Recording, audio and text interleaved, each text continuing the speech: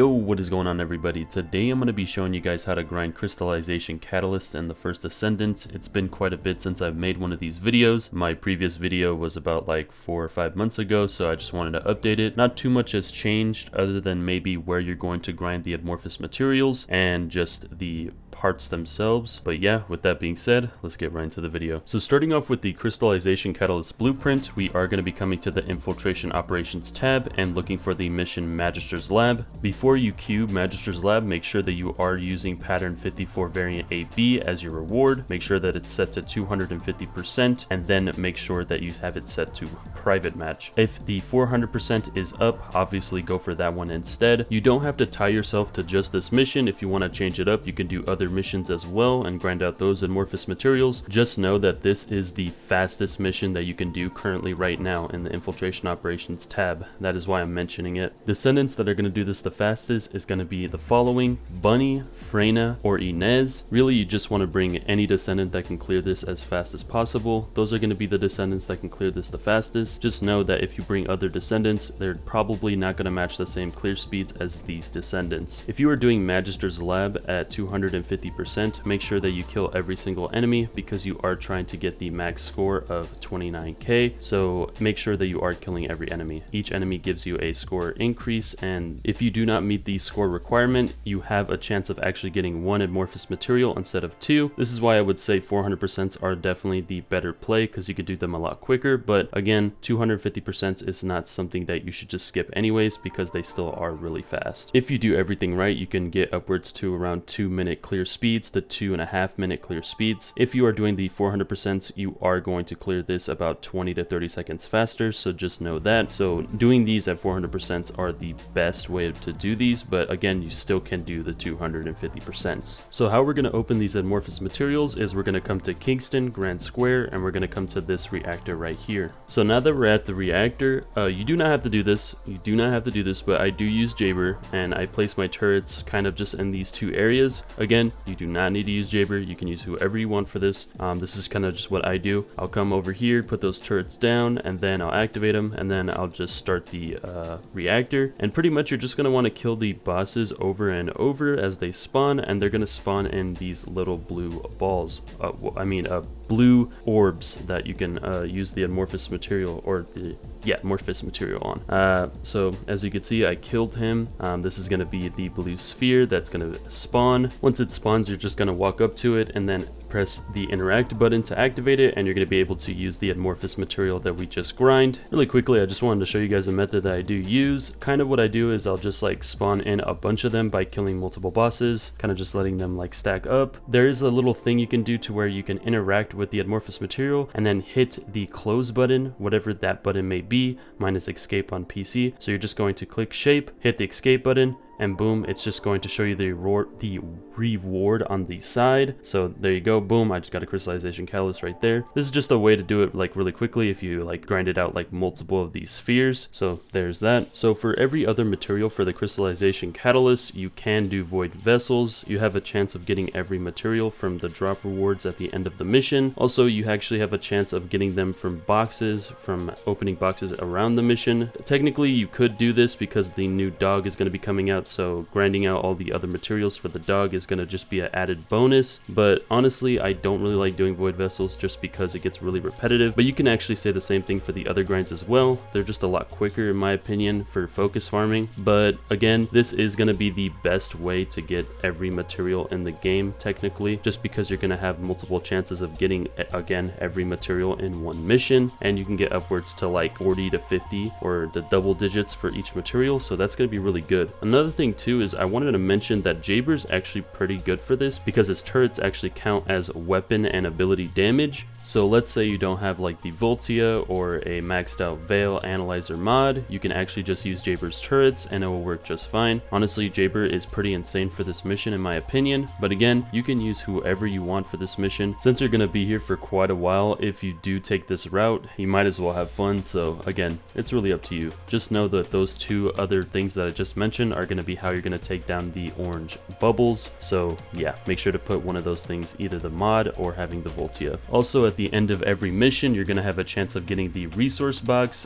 This is going to give you enough for 1 crystallization catalyst, so that's really good. I managed to get one. I got really lucky. Make sure that you're choosing the box that has the highest percent chance, and hopefully you get it. Also, really quickly, I just wanted to show this is what a good run would look like. Like I was saying, with the double digits with the materials, as you can see, I got quite a bit, like 40, 50, 18. This is a good run. This is if you get lucky with the boxes you have to open with the keys. You get keys at the end of every mission, so you can open the boxes. If you're wondering, do not expect this to be the average drop rate. Sometimes you can get really unlucky and only just get the rewards at the very end of the mission, so just remember that. This is the main reason why I don't really like doing void vessels, is because you can get a boatload of materials, or you can get the bare minimum, which is the mission and rewards. I usually just get the bare minimum most of the time, and I barely get lucky.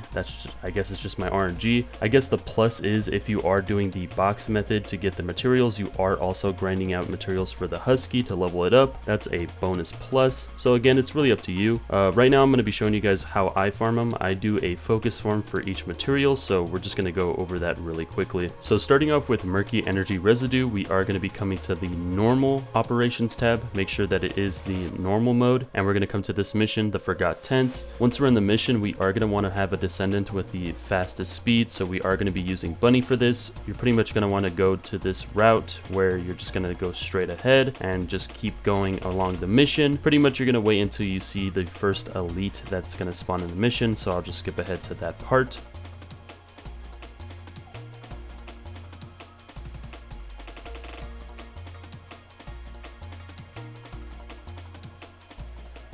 Once you've gotten to this area of the mission, you're going to see that elite that's just spawned, and you're going to kill them. This is going to give you the Murky Residue, and then you're just going to leave the mission and then do this on repeat.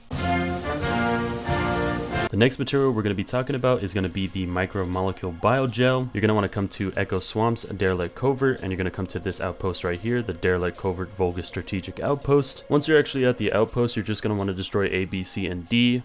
These are going to be little reactors that you got to destroy. Just destroy them, and then you're going to spawn in the elite. Again, you can use whoever you want for this. It doesn't matter. Your main goal in this outpost is to kill the elite so you can get the Macromolecule Biogel, as you can see right here. And you're just going to want to do this over and over. For the next material, we are going to be talking about the Mixed Energy Residue. You're going to want to come to Agna Desert, Mirage Stone, and actually run along the side of this ridge. As you can see, we're just going to be mainly going around this area. This is where most of the vaults are going to spawn, and we're just going to open them. When you're going around opening these vaults, make sure that you are using Enzo. Enzo's going to give you double loot, so make sure that you do have him, and he's going to make the little mini games a lot easier. But pretty much you're just going to go around and just find these vaults. If you didn't know, you can actually press the map and click on the vault and interact with it so that you can see where they're at specifically. They really changed how vaults are now, so it's a lot easier to do them, and they respawn a lot quicker, so there's that. So you could just go around and just open these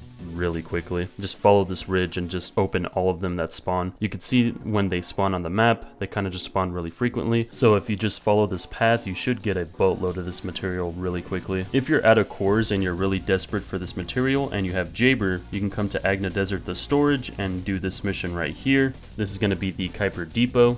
Pretty much what you're going to want to do is, after you spawn on the outpost, you're going to want to come over here to the mission. So you're going to come up to this rock. This is going to be start mission right here. Then you're going to come up to this like ledge up top right here. There we go. You're going to come up to this ledge, and then you're going to place your 2 turrets exactly where I placed them, between these 2 rocks. And then you're just going to come back to start mission and then place a medical turret right here. And then you're just going to start the mission. Make sure that you are above start mission so you can get the range for your fellow, so you can get at least a couple bit of loot that is going to be over there.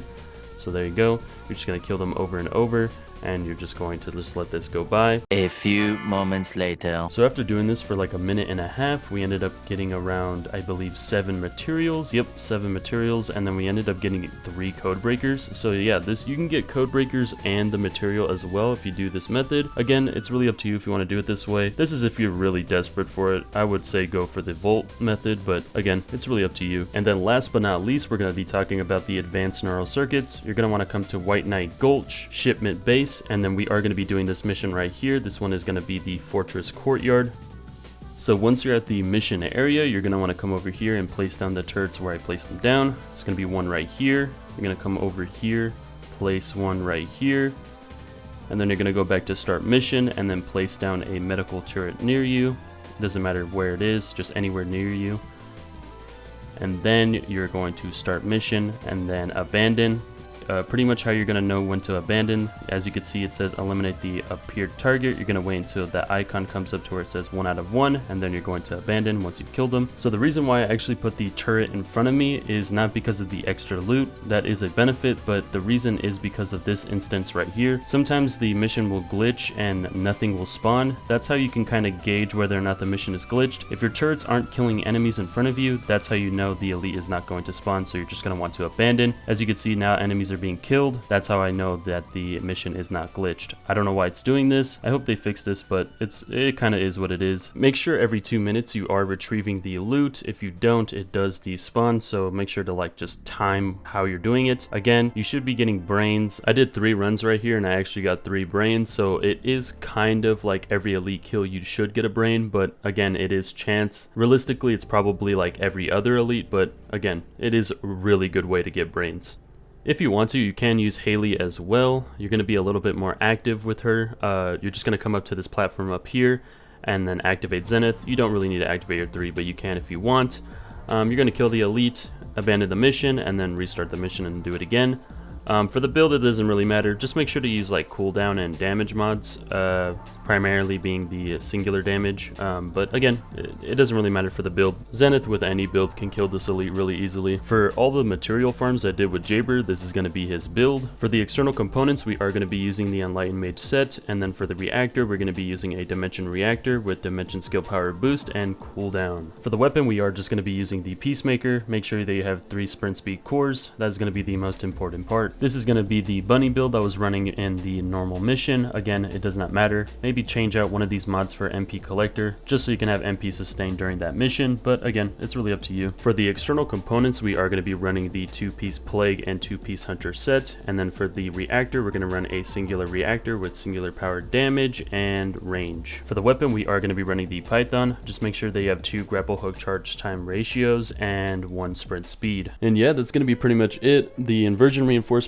and arcade tuning doesn't matter for these builds. They're really easy missions, so you don't need them. If you want to leave the video here now, feel free. I hope you enjoyed the video. I am just going to give my thoughts a little bit on Crystallization Catalyst farming and how I think they can improve it.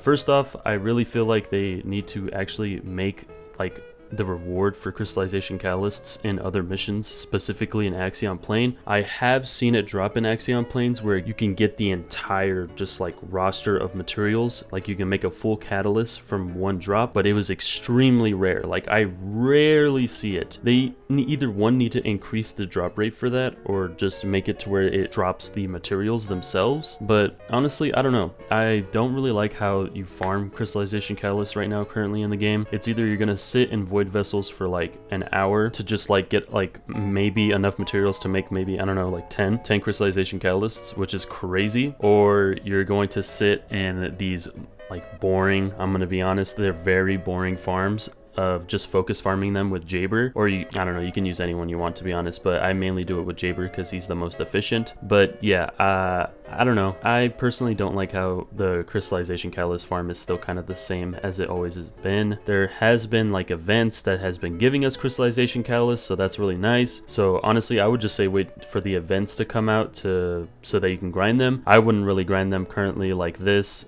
You can, if you want to be like really efficient and like just have one made every day, then this is definitely the way you're going to want to do it. But if you just don't really care too much and you just want to wait for events, that is also a option as well. You could just wait for an event to come out and they'll give you like a boatload of crystallization catalysts.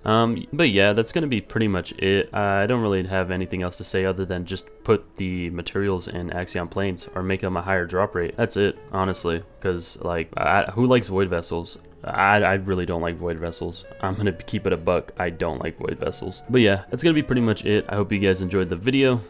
Peace.